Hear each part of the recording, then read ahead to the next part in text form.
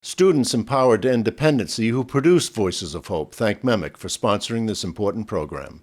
While not all veterans struggle with the transition from military service to civilian life, many experience life-threatening conditions and trauma requiring treatment. Please be advised that tonight's episode contains some scenes of actual war footage.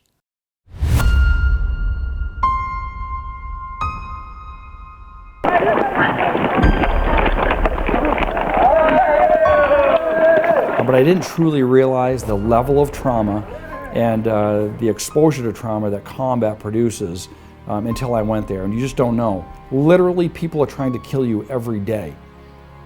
And you're trying to kill them. Pretty shortly into that deployment, I had to make a decision. Are you going to try and make it home, or are you going to try and do your job? And I think that was pretty common with our unit. We just had to accept the fact that we probably weren't going to make it home. And once you were able to do that and kind of mourn yourself, then it made doing your job so much easier. When you go down the road in a vehicle, you're hyper-focused again. You have to put it out of your mind that every trash bag could be an IED. Or you'll drive yourself crazy. So my name's Travis Mills. I'm a retired United States Army Staff Sergeant. I served in the 82nd Airborne Division, and on my third deployment to Afghanistan, I happened to set my backpack down in an IED, the roadside bomb. And when it went off, it took off portions of my arms and legs. I became one of 5 surviving quadruple amputees. And I was fortunate to make it through my injuries. There was a lot of surgeries and doctors and nurses and just a wide array of things that went into my recovery process. One of the things that was very difficult was I went to the morgue every time that one of my people was killed. My commander and I would go to the morgue and put the awards that the individuals had earned onto their body bags. And that's something that obviously still makes me struggle, because I realized that I could be talking to a kid and seconds later he's gone. He's never coming back. It was a privilege and an honor to be the last person from the unit to say goodbye to these young men before they returned to Dover and to their families. These are the voices of Maine veterans who, like many of our friends and family, become attached to addictive drugs and alcohol, and who often struggle with post-traumatic stress disorder. This series is intended to draw attention to this reality while humanizing, educating, and elevating the potential for change. For those in need, the people we profile demonstrate that transformation and serve as an inspiration for those still struggling. Please join us as we introduce you to Maine's Voices of Hope. Somebody packing the ammunition for us had laid this flag, but they had taken the time to write on this flag, "Destiny Angel, be my angel, watch over me, for you can see my destiny. Our hearts are full with dreams of home, for those who make it and those who don't. Wipe away our loved ones' tears, guide them through their daily fears. Keep us strong, show us the way, bring us home, home to stay." Listen as Maine veterans describe the gritty role of war and their personal struggles to cope with the aftermath. It's not a job when you're in the military. It really is a lifestyle. So it's a 24/7 society. And then when you think about the kind of the culture in the military, the really kind of work hard, deploy hard, and then there's the hang out and party piece of that. We're going to party hard and play hard kind of a mentality. So alcohol is a huge part of that kind of culture. I was the first member of my family to graduate high school, attempt college. That didn't work out so well, so I joined the service. I left when I was 17. Interestingly enough, actually, on deployment was my first drink. I never really drank before that. So I went to Iraq. It's a war zone. Things happen. Inability to adapt or readapt to a normal environment, I struggled with. And so substances allowed me to be in social settings and not freak out. When you join, you are basically writing a blank check for your life to the country. They harassed us, even our counterparts, our co-soldiers. Two of us were raped because of being a lesbian, so I suppose today's terms would be considered a hate crime. Therein began my drinking and using to escape. So I served in the Marine Corps from 2009 to 2013 as a heavy equipment operator. It was a super rough deployment. We ended up losing 25 guys, hundreds wounded. We were actually deemed combat ineffective at one point, and they were sending guys straight from training over just to kind of fill holes because we didn't want to, give up or quit. But it was over there when I realized that I was starting to struggle. I couldn't sleep. I was getting sleep meds from the corpsman, and just angry, like all the time. Giant impact for me was my best friend from college. Was killed 2 weeks into that deployment. That's early on in that deployment was pretty rough, and he was killed down south. He was a Marine lieutenant. I never grieved, losing him. I had no idea how to. Combat or combat-like situations and maybe some of the traumas that come with that, it's not always easy to express that, I was scared. There was a lot of fear. So it's easy to suppress a lot of that. When we think about veterans transitioning back from either active combat or whatever deployment they might have had, I think recalibration is an excellent word because it is a difficult transition for many veterans. At the time I couldn't really identify what it was, but it was this loss of community, identity, purpose, all of those things. Was in a relationship that was complicated. She had her stuff going on. I had a lot of my stuff going on with work and trying to figure out how to live civilian life. And it was funny because she recommended yoga. And, I remember at the time I was just like, I'm not going to do yoga. Like, why would I do yoga? That's not going to help with anything. That's not going to help with any of this. Yeah, yoga, not to sound over dramatic, but it legitimately saved my life. Our breath in particular and meditation and physical movement and yoga and these different things, impact our nervous system and impact our overall health and our ability to sleep and eat and digest and our immune system. It helped me get to a point where I felt like I could ask for help and actually, dive deeper into therapy and dive deeper into just what exactly is going on with myself. It's notable the change that took place. I began isolating from everybody.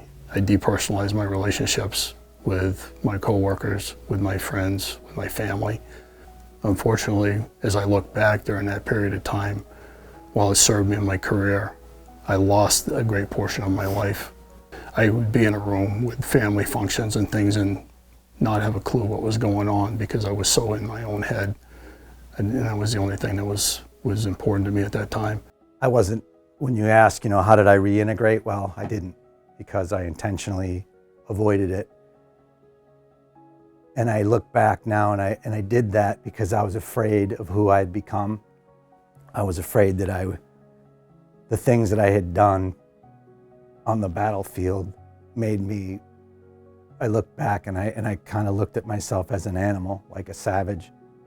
And I felt that because I had done things in combat that I would never be able to reintegrate back into society. I didn't know how to do it because there was two sides of me. There was the actor. I used to refer to myself as, when I quit this job as a contractor, I said my acting career is over, and everybody started laughing. And they're like, what are you talking about? I said, you don't know me. I don't even know who I am. So I put this act on so I could be successful. I went and got a master's degree and all this other stuff, these external validation things. And yet I was still afraid of who I was and didn't know who I was. You know, they're very mission focused when they're deployed. They know exactly what they're doing every day, every minute of every day. And so when they transition back to civilian life, sometimes just being presented with so much time and opportunity and choice can be difficult. When I got back from deployment, I came back to Texas, and all my family's in Maine. I was actually going through a divorce at the time, and I was just really lost. My brain and my body were not in sync with one another, and kind of running in opposite directions, so I think I turned to substances to smooth it all out, so to speak. I couldn't leave the house without a set of keys or something in my hand and looking around. I couldn't go into a restaurant without having my back to the wall, and all the while trying to keep this a secret, you know, without telling people. This is why I'm like that. So I went over to Afghanistan. Due to addiction and looking to save my house and stuff, I took a contracting job in Afghanistan to make up for some money. And I had to return from over there and move with my children up here to Maine. From that point is when it really went off, I'd say, for me with my addiction. And that big part of that had to do with not being able to relate to anybody out here. I was a single father driving around a minivan with a 3 and a 1-year-old daughter, and I couldn't really relate to people on the outside here. And when that happens, that kind of makes you recluse into your own head. Came back home, and then I really knew that something was wrong. I was getting violent at work with junior Marines. Arguments at home with my wife were escalating, and then I found out she had been cheating on me, so we ended up getting divorced. I was just super angry. I was on all these meds that the docs had gave me for PTSD and whatnot. I like to call them the zombie cocktail. I couldn't feel anything. We lost way too many veterans, especially to overdose, unintentional or intentional, to suicide. And when you work with somebody in a mental health capacity and we lose them, it takes an emotional toll. I'm sorry. I walked up to the edge of the road and I looked up at the sky. At the time, my belief system was definitely flawed. I looked up to the sky and I said, God, if you're really out there, take me. I can't do this anymore. So I closed my eyes and I walked across the street. A vehicle went behind me, and on the back of my jacket, I could literally feel the mirror scrape across the jacket and my hair splitting around my face. The second that happened, I died inside all over again, and it was because the truck didn't hit me. So one night I had gone out to a bar with my brother-in-law, actually, and on my way home, I was pretty drunk, and I just decided, I don't want to be alive anymore. So I drove off the road doing 120, and somehow missed every tree in the tree line. Made it 100 yards in, hit a boulder and stopped. Got out, and immediately thought to myself, like, you're so useless, you can't even kill yourself. The veterans are incredibly honest with it. They will tell you, if they trust what you're doing, if they trust the program, they will tell you, yeah, I'm thinking of hurting myself today. Suicide is an easier way out than dealing with the conflict in front of you. And sometimes when we don't have hope, that seems that the only door that's available. And sometimes it just takes somebody saying, no, there's a door over here you could use too. They come back from their service and they're really struggling with the transition of not sure what the next step should be. And I think that's why they end up in our program in suicide prevention, because that not knowing what to do, not knowing where to turn, leads sometimes to these thoughts of wanting to hurt oneself or wanting to actually act on suicidal thoughts. So I think sometimes this is perception that veterans have of themselves, that I need to be strong enough. I need to not let somebody else know that I'm struggling, because if I do that, then I got to admit that I need help. And if I need help, what does that say about me? I did walk into the VA in Bangor, and I didn't even have a DD-214 on me. And I was always told VA sucks, this, that, or the other. It takes so long to get in. Well, I can say full-heartedly that the VA saved my life.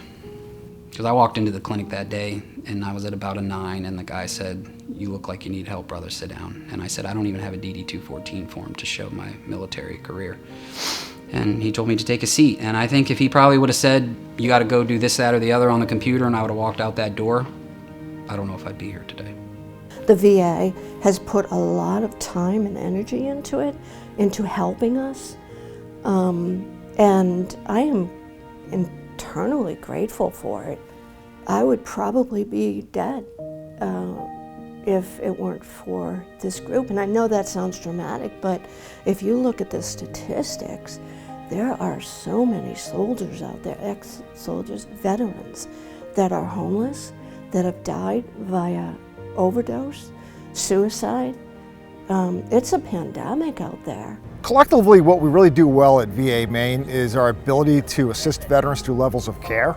We're able to offer veterans hospitalization for detox. We can get them referrals to residential programs, including the intensive outpatient program, which I run, support groups, individual therapy. And really what it comes down to is once they walk through the door, we're going to take care of them from kind of nuts to bolts, start to finish, and move them to where they want to be within their own recovery. There's something that I notice a lot between veterans and civilian people is the concept of team, because you are broken down into the team concept or the mission, and then that's where you learn to work and not for self. And I see that a lot on veterans. They're a lot mission oriented, they're a lot team based, and when we don't have that back here at home, we don't know what to do. And I like to look at it like we're kites without weights. Just like anything in medicine, we do it based on life-threatening. So what's the most life-threatening issue here? Is it the physical issue? Is it the mental health issue? Is it the substance issue? You know what I mean? So we order it in that way, and then we come up with the treatment plan based on that. One of the vital components of recovery is our ability to offer an intensive outpatient program here at VA Maine. Our whole goal is to help you reconnect with yourself throughout the 6 weeks, and it's got its roots in cognitive behavior therapy, acceptance commitment therapy, 12 steps, as well as support groups. The VA is not the VA 20, 30 years ago or 40 years ago. It is a new VA. It's a new Veterans Affairs that understands and cares about us now. The medical care is better. The mental health care, they put so much time and energy into it. There is help out there now. I would succumb right back to being a closeted drunk, a closeted user. And I don't know what would happen to me if I went back there. To go to these meetings, to go to Ed's group, the rehab groups, keeps me alive. It's as necessary as air. My one message to veterans: come, walk through the door. That is the first and hardest step that you're ever going to do in achieving your recovery goals. Once you do that, you'll have a team of professionals. You'll have my team, our team, and we're going to do everything we can to help you achieve your goals, to rebuild your life, to find that purpose, and to heal those relationships. But the most important thing, we can't help you if you don't come through that door. Amongst recovery, I mean, I think the biggest challenge for myself, people, places, things, I had to change everything about myself. It's amazing to discover who you are all over again. Or learn things about yourself that you never knew existed, or the person you become because of things, obstacles you've been through and have overcome.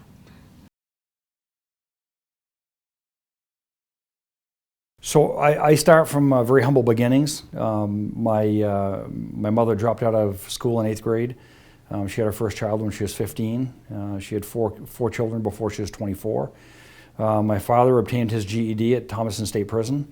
In 2004, I witnessed Zakawi beheading Nicholas Berg on TV and in Anbar Province, and that really drove me to want to go be part of rebuilding Iraq. What was unique about Iraq and Afghanistan, I feel, is that half of our force there were National Guard and Army Reserves, and many of us did multiple tours. A large part of our force is firefighter, EMT, police officers, people that already have that emotional trauma from the jobs in the civilian world, and then we go to Iraq and there's a lot of killing, and the killing that happens in war isn't like in the movies. You know, it's a very violent environment where, in my case, in the infantry, we're trying to kill the enemy and they're trying to kill us every day. That's what we're doing. We're doing our best to find a way to kill the bad guys, and they're trying to kill the bad guys too.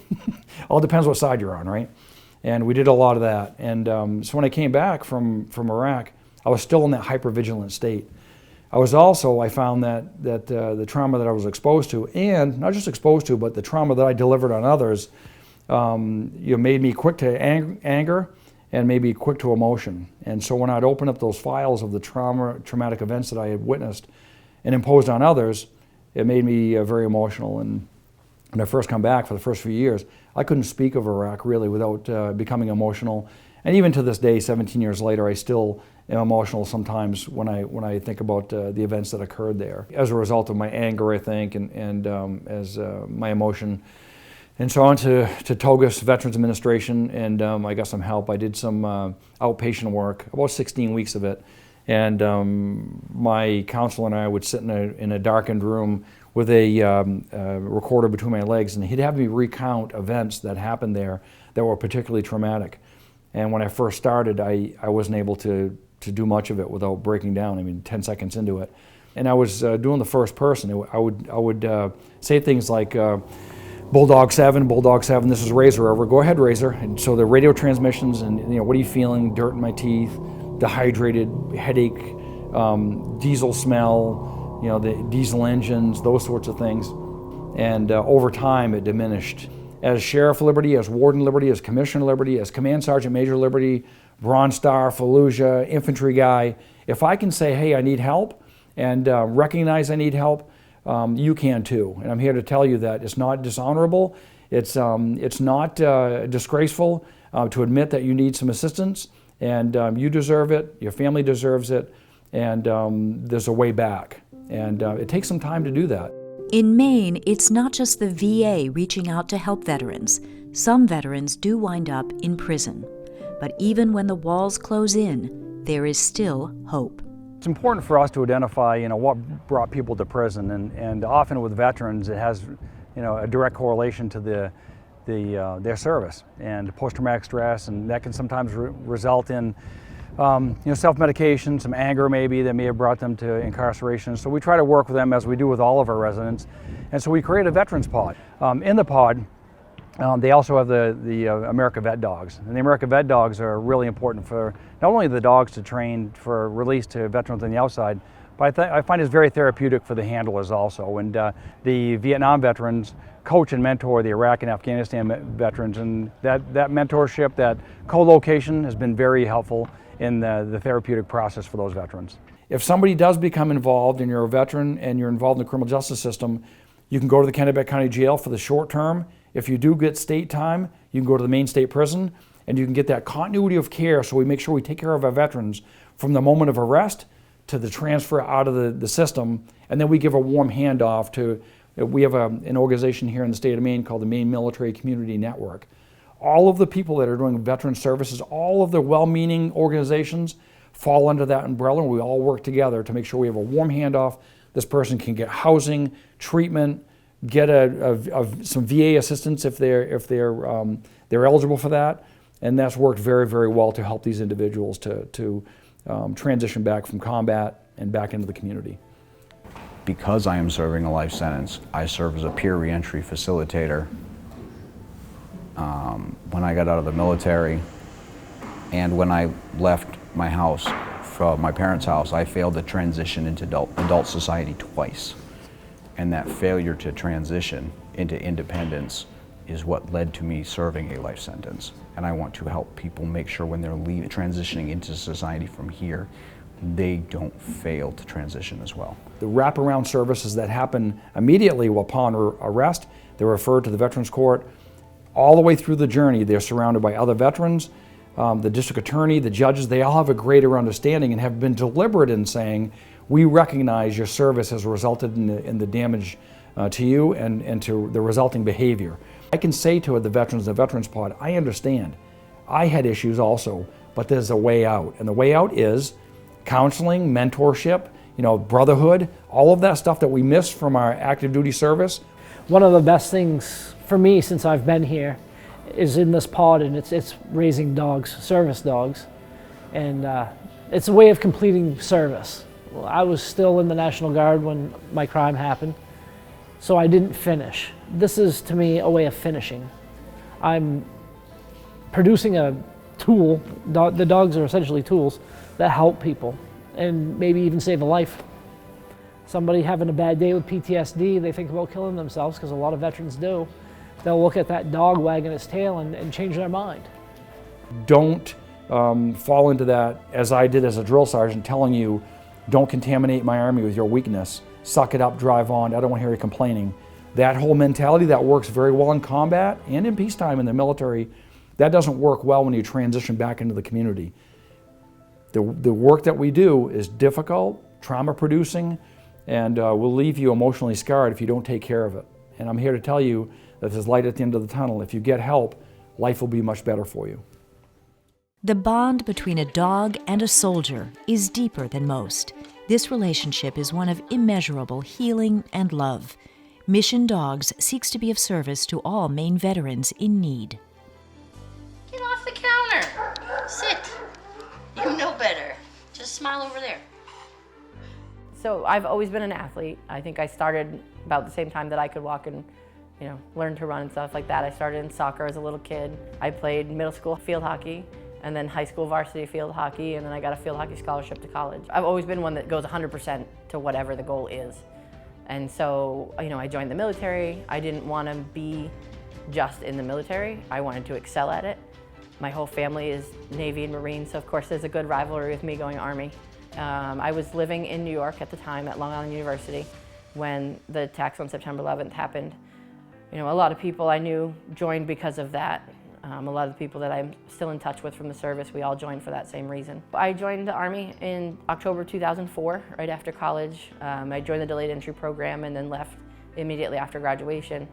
And I served as a military police officer in the Army.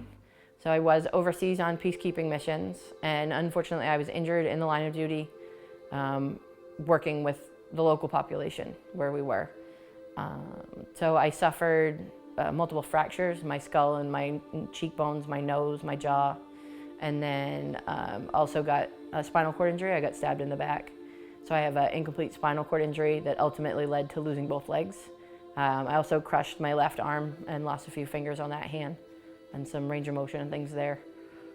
So honestly, going from fairly elite military and always being an athlete and active and all of that to what they called 100% disabled and severely handicapped was more mentally traumatizing, I think, than the actual physical injuries were.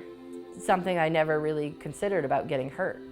They told us that we might die in service of our country, and I was fine with that, but they never said we'd get hurt or how to handle any of that. Came home from the military, started at the VA. I was introduced to the polytrauma team and met with them regularly, and at one of their assessments, they went through a 3-page list of things they said I would never do again. That I wouldn't walk, I wouldn't talk like this, I wouldn't ride a bike, I wasn't going to be allowed to live alone because from the brain injury I have epilepsy. So I can't drive or cook or basic things that we take for granted. They recommended that I apply for a service dog. Unfortunately, it's usually a 2-year process to get a dog and get it fully trained and things like that before they graduate.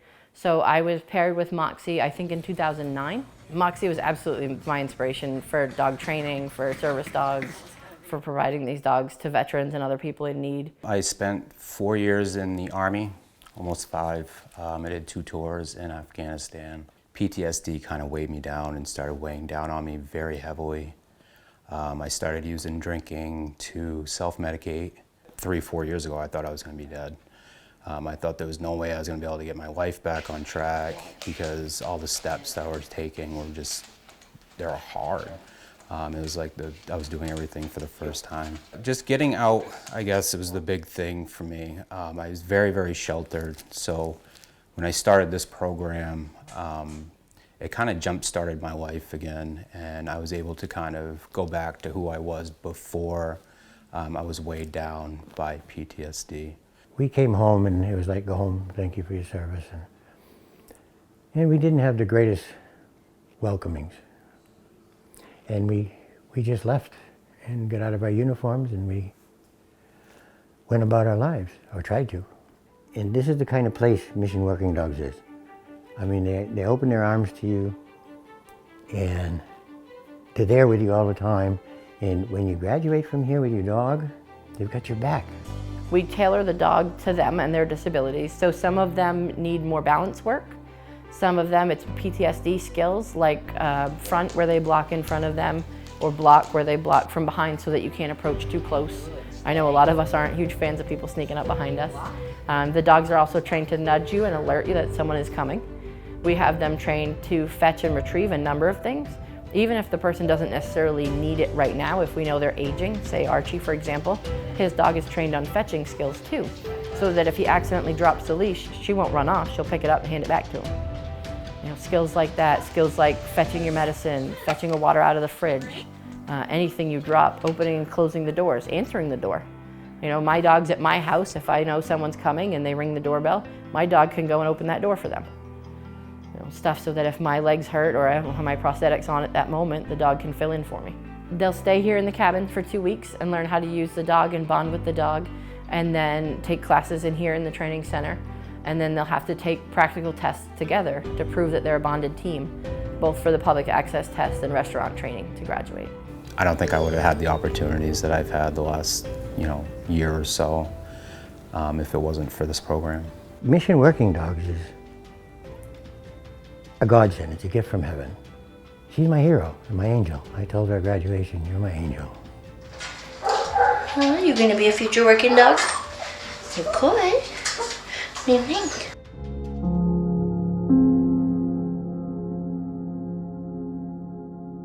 I knew I was moving to Maine, and we started the nonprofit with the idea to give care packages. And we did $5,000 donation from Kelsey and I. We did care packages for the first year we had ourselves going. And then after going on those trips, I thought we can bring people to Maine. We can bring families out here and do things adaptively. So we did that, and we had a real proof of concept for 2 years at different various camps throughout Maine. And we realized there was a life for this. And then we went ahead and found this property here, the Elizabeth Arden, estate. She built in 1929. We went ahead and renovated it with people believing in us, and we opened the doors in 2017 officially. The idea of it, if you will, was because I used to go on these cool trips with Walter Reed, and I'd learn how to go downhill mountain biking and snowboarding and mono-skiing. And believe it or not, I rode horses and just a bunch of really awesome things. And I was injured to the point where I needed what's considered a non-medical assistant. I needed help with my arms on, my legs on. I still need that help to this day. I can't button my pants, So I got to take somebody with me. My wife would go on those trips with me. And the adrenaline rush and the thrill and the excitement I got from those was just all-time top 10, amazing, realizing I could still do things and not live life on the sidelines. So we have two sort of premier programs. We have a family program and we have a PATH program. And then we have several other auxiliary programs. The part that sets the family program different is that we bring the family here too. We recognize that recovery is not an isolated process and nobody does it alone. People's definition of family varies. Sometimes it's a spouse and kids, sometimes it's a parent or a battle buddy or a sibling, but we don't discriminate against that. You're allowed to bring a guest here regardless. And that is something that's not as common. But on the hardest day, who is that veteran going to reach out to, and who's going to take the brunt of somebody's hard day? And it's whoever is in their village. So we take a lot of pride in being able to bring them here and then also support them while they're here. People come here to live life off the sidelines. That was one of Travis's main goals. And boy, I think we hit the nail on the head by doing that here. We have families out on the lake, out on a kayak, who never thought they could do something like that. We have families who experience dog sledding in the snow and had never seen snow before. A man in a wheelchair can do our ropes course. A man missing both legs can do a ropes course. A woman who had traumatic brain injury due to service to her country. She can come here, do arts and crafts. She can come here and learn to work out in our health and wellness center and feel comfortable doing that. So Warrior Path program that's based on a concept called post-traumatic growth, which is simply this idea that through suffering and struggle comes this opportunity for growth. And we specifically kind of point that towards veterans or first responders, because when you look at our training, things that kept us alive, these valuable skills like situational awareness, right? Being able to kind of detach your emotions, those are extremely valuable. They keep you alive downrange. But when you apply those things here back at home, the way that you did in combat or on the streets as a police officer or EMS firefighter, whatever it is, they're not really conducive for building relationships. And one thing that we do know is, relationships are extremely important to being happy. There's actually studies that say that that's really the only thing that matters. But if you can't connect with yourself, you can't connect with other people, you're gonna be miserable. So when I went to PATH, like I said, I got this answer of, okay, first of all, this is the reason that you're like this. It makes perfect sense.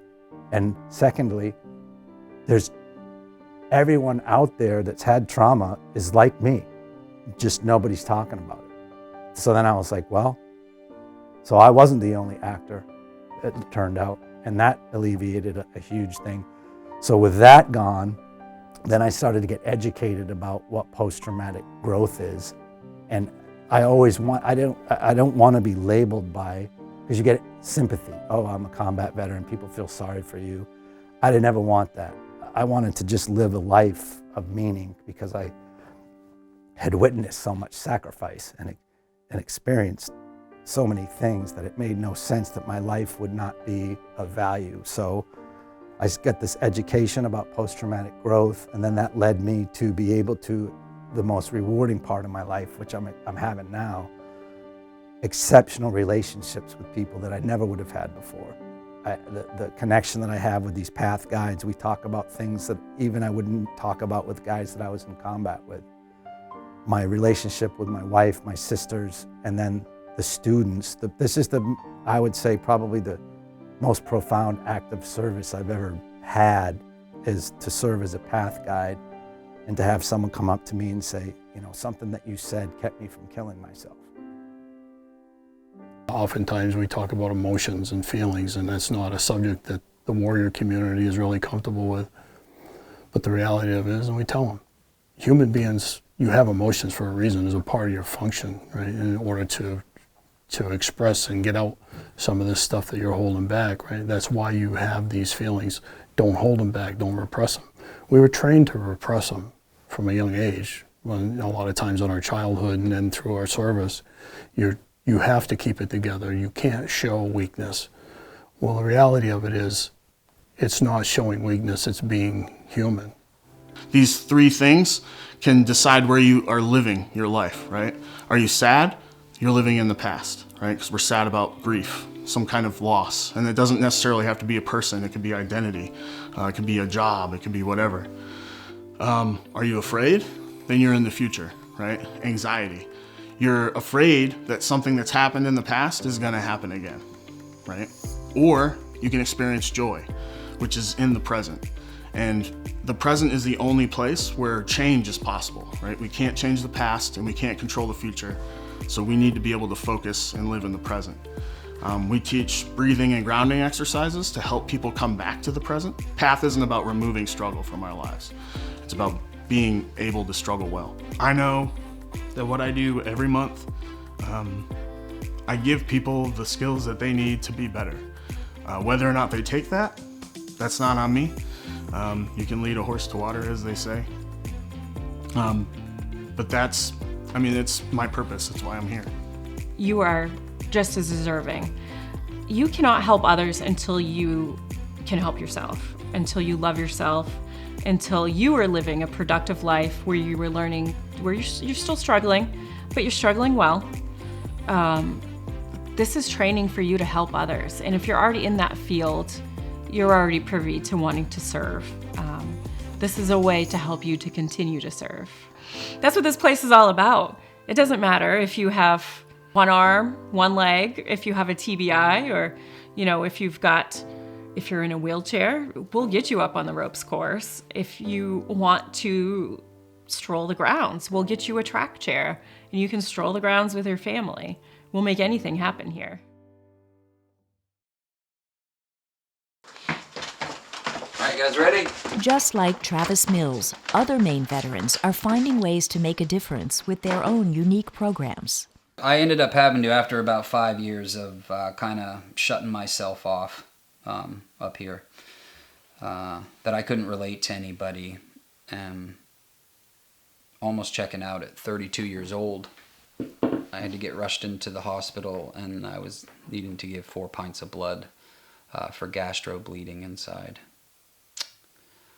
I was in the ICU for 5 days. I'll remember my children beside me at the bed. I think they were 7 and 5, or 6 and 4, and the doctor was talking to my father at the end of the bed, and he said he's got 3 to 5 years left at this. I wasn't even going to see my children graduate high school. My family offered to me, Nick, would you like to go in and get some help? And I had just gotten back from a place. I had been to 2 places on the outside to get help. One down in Florida and one in New Hampshire. And once again, I couldn't relate to anybody there. I didn't feel in place. My story was different than I thought. I almost didn't make it into the VA. I almost made it in because a coworker at the time suggested I should go in there to get help. But in my mind, I was an Air Force veteran that didn't see combat. So I didn't deserve to have the benefits of the VA, and they should be there for people that really were in conflict. The team I work for now, I feel almost saved my life in the VA. And I got down to a place that helps veterans in Bath, New York, and I got off the bus and walked across a pathway there, and a veteran got off his riding lawnmower and came over to me and said, "You look lost, brother. You here for the domiciliary?" And when I walked into that place, I felt at home. And the reason I felt at home, because I was back around my brothers and sisters that I didn't realize how much I was missing over the last 6 years that I almost checked out from. I wrote a song about my daughters. I think for me, writing stuff down has always been hard, and even in therapy and stuff like that, they're always saying journal, and that's never been something I've been able to do, so I tried to sit down and put some of my thoughts down in a song.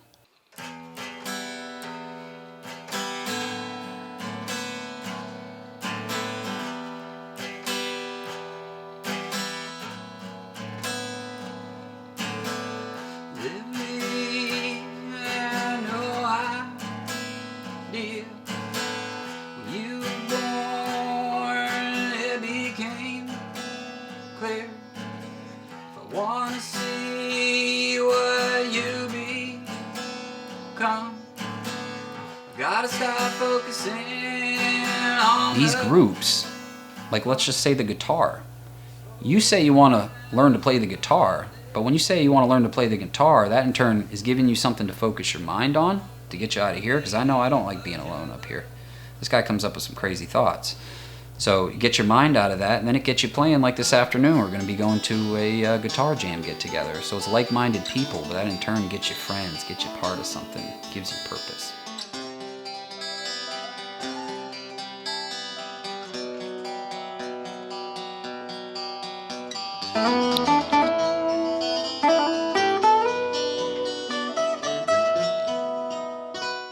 I played guitar since I was 14, it's about 45 years. I played it off and on. Had a problem with PTSD and depression and wouldn't really play my instrument at all. If I did, I didn't get much enjoyment out of it, and I rarely played it. A counselor asked me if I wanted to go to Guitars for Vets and play guitar with a group, and I decided I'd sign up for lessons, and I did it. This was about 2 years ago. Graduated the program after 10 weeks of 1-hour instructions, and now I'm an instructor, and I meet with Guitars for Vets 3 times a week. We have a whole fleet of loaner guitars that we give them so they can take a guitar home. They don't have to have a guitar, they don't have to ever have played. And when they finish that, they are a graduate of the program and they get a brand new acoustic guitar, either donated by the National Guitars for Vets, or in our case we have a lot of community support from various organizations, in particular the Elks, who have given us guitars to give our graduates. The guitar is there as a constant. It's something I go to every day, and it starts my day with structure. I often can't sleep at night, and I wake up and I'll play guitar for an hour or so, and I'm able to go back to sleep. Before that, I would wake up at night and I would be awake for hours staring at the ceiling, not able to sleep. So that's one of the ways the guitar has healed for me. Well, so a couple of my students, former students, they have had issues with addiction, prescription medications and other, and it's almost therapeutic sometimes just to sit there on the couch at night, take a simple chord, and just strum that chord. You know, you can feel the vibration of the guitar. It's calming to people a lot of times, and it's a way to focus on something other than whatever the addiction is. So people do tell me that that's very helpful. For me, it's been a way to give back. I had a long 25-year career in the Air Force. I'm not a combat veteran. I haven't gone through what some of these people have. I like being able to support them and give them something back.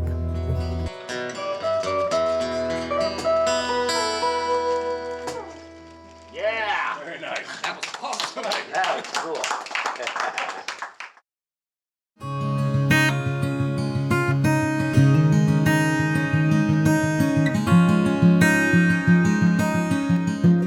Well, I had sought services from the VA several years ago, and through that I was introduced to Nick. Nick was running a group that I was assigned to, and one day Nick shared this vision he had.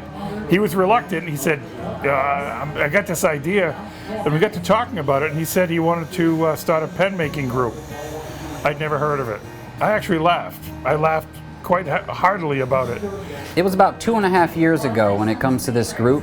I had heard from some gentlemen at PTSD clinics and stuff that were turning pens and stuff out there to keep themselves occupied.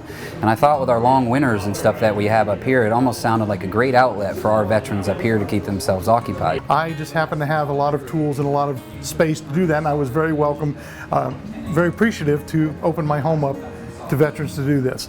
And we've put a lot of time and effort into making this a safe place and making sure it's a place that people want to be and can comfortably come here and learn a trade, so to speak, also to get ourselves out of our heads, off the couch, and out of the bars. And that's sort of our mental health aspect of this. We want to be productive, we want to feel like we belong to something, and being a part of a group like this has given me a lot of strength in myself, knowing that I can be a part of something bigger than me. I was addicted to a lot of drugs and stuff in my past. We'll keep it simple as that. It's a huge part of any recovery is to be productive in something. Even if you're drug-free, alcohol-free, you're sitting at home with nothing to do, you're thinking about the wrong stuff. You're thinking, oh, okay, where's my next fix? Where's my next shot? Instead, where's my next pen? I'm going to get down here and shop and turn something. And it's so much better. Well, it's about veterans getting together and supporting each other. We make cool stuff like pens, bottle stoppers, all kinds of different things. But that's not our main product. What we're doing is we show success by helping veterans become well-adjusted members of society. And we support each other and help each other along the way. And we kind of find, at least I find, that the camaraderie of being together with other people, sharing similar experiences and even different experiences, we're genuinely a support group that we support each other.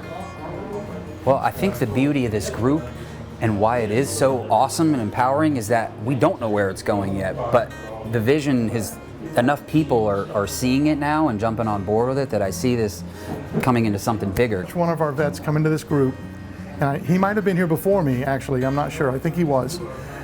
But when we first got a hold of him and started showing him how to do this and putting him in front of a crowd at a craft show, I've watched him just open up. He can now talk to a crowd. He can talk with confidence about his product that he's turned. It's been amazing to watch the transformation of somebody who was really shy, quiet. You put him in a crowd, he'd be in the back corner sitting down somewhere. Now he's standing up there in the front, talking to people, showing what he's done on a lathe. It's been very rewarding to watch him come out of his shell. They may be going through some kind of recovery, You know, they may have gone through a program through the VA, but once they get through that and they're kind of, okay, we've done this, now this gives them an opportunity to keep their mind busy. I think it's something hard that people always trying to define, like what recovery is one way or another, but I think this is pretty easy to show. This is recovery, and this is what it looks like. And this weight like this can be multiplied over and over with activities for these guys amongst each other when they return home.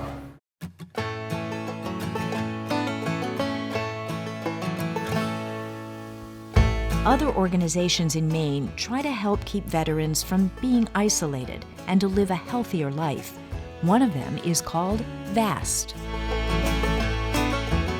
So this is the VAST program, the Veterans Adaptive Sports and Training Program at Pineland Farms. And in addition to like a hike we just did yesterday with a group of 7 veterans, we meet every Wednesday at 9 to noon at Pineland Farms for our weekly program. And today we are, since it's the shoulder season, we really can't ski. We've been walking every inch of this campus. We decided to take a tour of the Sugar Shack. So we're gonna go to the Pineland Sugar Shack. I brought some ice cream. We're gonna put some more maple syrup over the ice cream, see how the whole production of making maple syrup is. We have a campfire because it's 34 degrees, so we brought some provisions to make it more enjoyable, and it's really about getting veterans together. As a veteran, it's helped me link and bond with other veterans. And the really interesting thing is I'm a Navy veteran, but when I come here I get to spend time with Air Force veterans, Marines, Coast Guard, other Navy, Army veterans. So it's a good way to learn about the other services and see what they did, what they experienced when they went through. I needed something to help me through some struggles. And all these groups, and as I said earlier, I go to a lot of different activities, not every day, but knowing that I can, that's a big help. You know, certainly someone that's struggling with addiction, they need something to focus on in any activity, but particularly activities such as this, very helpful. A lot of times the people you hang with will basically, if you're having a problem, they see it. I mean, I can see somebody come in and I can tell that he's got a problem that day, you know, just looking at him. And then basically, you know, I'll say, well, what's wrong, you know, and let them vent. Let them tell you what the problem is.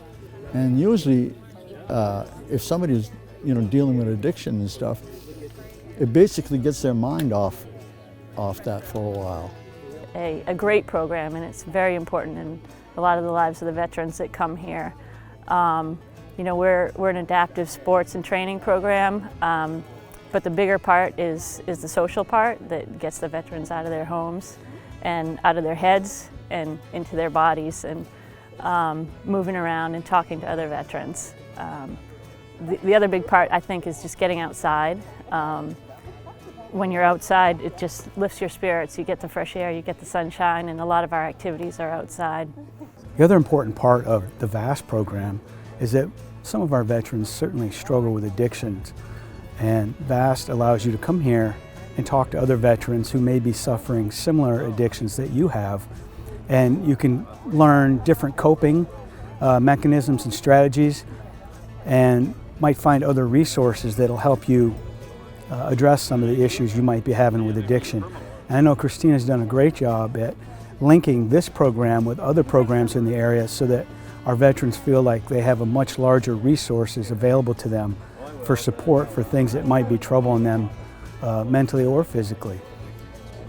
I think it has to do with camaraderie, but most veterans need something. In my experience, if they're disabled, they need to get out. They need to have an activity and some sort of a schedule, and this is something that I see people every week come to this.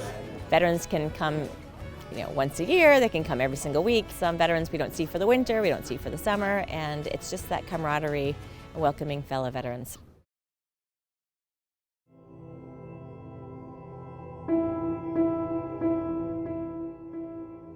The labyrinth is it's an ancient design. It's basically, if you've seen them, there's some different types. Probably the biggest thing that people confuse a labyrinth with is a maze, and it's not the same thing. A maze has a lot of dead ends in it. The labyrinth is one path with twists and turns. It causes you to slow down, and it's an ancient warrior practice that's utilized to either prepare for battle or when returning from battle to prepare yourself to go back into your family and your society, and that's truly what we use it for. It's a place where, you know, they travel this path individually, although the group all do it, and they get to the center. And the whole objective of the labyrinth is to reflect on what's going on with you, things that you need to let go of, right, to unload some of those burdens. When they get in the middle, or they receive the gifts that they have in their lives, they think about those good things that they have. They set down those burdens, right? They'll set down that rock that represents those burdens they've been carrying. And then on the way out, they're preparing themselves to return to who they are. And so it's an amazing process to watch unfold. It's where the students truly get an opportunity to metaphorically but physically set down some of the weight that they've been carrying.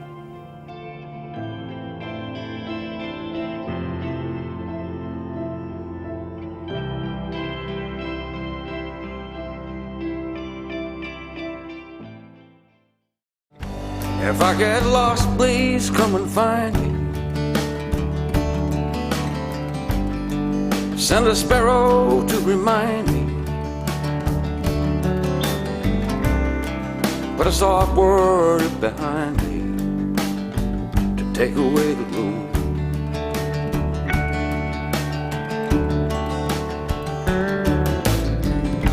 And if I'm late, don't give up on me, 'cause you know where I want to be. I'm wandering in mystery, or maybe it's just new. On the dark side of the moon. On the dark side of the moon.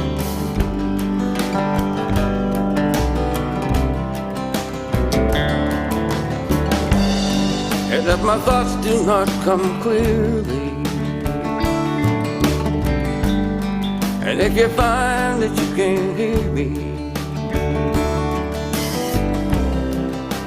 and if the judge don't clear me, come and break in. You have been watching Voices of Hope, the rugged road to recovery.